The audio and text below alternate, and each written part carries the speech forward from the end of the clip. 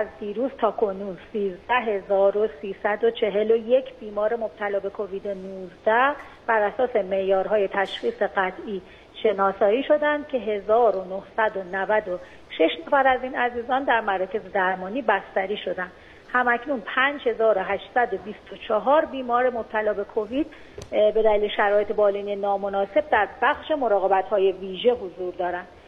متاسفانه طی 24 ساعت گذشته 347 بیمار قطعی مبتلا به کووید 19 رو در کشور از دست دادیم که برای بازماندگانشون آرزوی صبر و سلامتی می‌کنیم و با این احتساب مجموع جانباختگان بیماری در کشور به عدد 49695 رسیده. از زمان شیوع بیماری در کشور 1,016,835 بیمار مبتلا به کووید شناسایی شده که از این تعداد 708,106 بیمار به لطف الهی و تلاش شبانه روزی همکاران ما بهبود پیدا کردند.